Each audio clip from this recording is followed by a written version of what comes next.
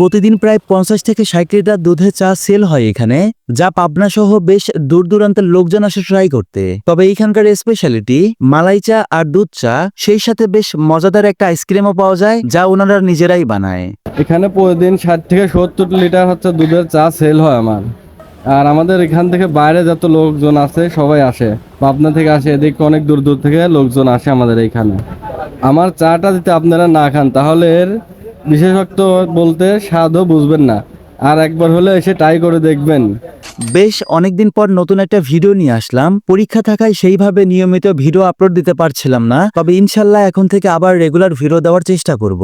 আজকের ভিডিওতে আপনাদেরকে দেখাবো পাবনার একদম ইউনিক একটা চায়ের দোকান, যদিও হয়তোবা অনেকেই চেনেন বা চেনেন না, তবে এইখানকার মালাই চা আসলেই মজা। আজ বিকেলের দিকে আমি আর আমার দুইটা ফ্রেন্ড মিলে চলে যাই পাবনা শহর থেকে অনেকটাই দূরে একদন্ত বাজারের দিকে। অনেকদিন ধরেই প্ল্যান ছিল এই দোকানে আসবো, অনেকের মুখেই শুনেছি এখানকার চায়ের কথা, তবে নিজেরাই চা ট্রাই করব আর আপনাদেরকে পুরো ডিটেলস দেখাবো। এই দিকে যেই না একদন্ত বাজারে ঢুকেছি অমনি বৃষ্টি শুরু। এখনকার বৃষ্টি তো আবার হুটহাটি চলে আসে। যাই হোক, আমরা পৌঁছে যাই রাসেল টি স্টলে। একদন্ত বাজার থেকে যে কাউকে পুরাতন বিল্ডিং বললেই দেখিয়ে দিবে এই চায়ের দোকানটা। যদিও এই চায়ের দোকানে আমরা চা খাইতে আসছিলাম, তবে এইখানকার ভাইয়াটা বলল ওনাদের নাকি নিজের হাতে বানানো স্পেশাল আইসক্রিম পাওয়া যায়, তাই ভাবলাম প্রথমেই আমরা ওনাদের হাতে বানানো আইসক্রিম ট্রাই করি।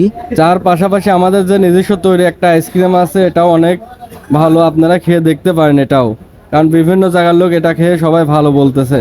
দাম, আইসক্রিমের দাম 50 টাকা। অনেস্টলি বলতে গেলে টেস্টটা একদম কুষ্টিয়ার বিখ্যাত কুলফি আইসক্রিমের মতো, খাঁটি দুধে বানানো, ঘন ঠান্ডা একটা স্বাদ।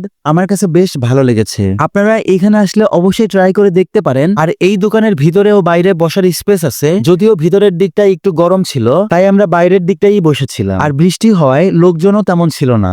এরপর অর্ডার দিয়ে দেই মালাই চা। প্রতি কাপ ছিল 40 টাকা। এই যে দেখেন, এই বড় পাতিলে দুধ জাল দেওয়া হচ্ছে, জাল দিতে দিতে দুধ ঘন হয়ে গেছে আর উপরে জমেছে পুরো মালাই বা দুধের স্বর। এটাই কিন্তু মালাই চায়ের মূল বিশেষত্ব। দুধকে অনেকক্ষণ ধরে জাল দিয়ে ঘন করে সেই দুধে চা বানিয়ে কাপের উপরে মালাই তুলে দেওয়া। দেখতেই যেমন লোভনীয়, খেতেও কিন্তু তেমনই দারুণ। যাই হোক, এরপর আমাদের চা রেডি হয়ে যায়। কাপের উপরে সুন্দরভাবে জমা স্বর বা মালাই যেটাই বলেন না কেন, বেশ অনেকটাই ছিল। আর চায়ের টেস্ট বলতে গেলে পাবনার অনেক জায়গায় কিন্তু মালাই চা ট্রাই করা হয়েছে আমার, তবে অনন্ত বাজারের চায়ের পরে এইখানকার চাটাই আমার কাছে সবচেয়ে বেশি ভালো লেগেছে। আপনারা যদি আসেন একবার হলেও এই জায়গার চা ট্রাই করে দেখতে পারেন। আর সবচেয়ে মজার বিষয়, এই একদন্ত বাজারে আসার রাস্তাটা, দুই পাশের সবুজ গাছগাছালি, খোলা হাওয়া, একদম রিফ্রেশিং একটা ভাইব পাবেন, মনটাই ভালো হয়ে যাবে। আমাদের এই দোকানটা একদম তো বাজার রাখে রাসেল টি স্টোর বললে যে কোনো লোক দেখিয়ে দেবে, আর এমনিতে পুরাতন বিল্ডিং বললে পরে যে কোনো লোক দেখিয়ে দেবে।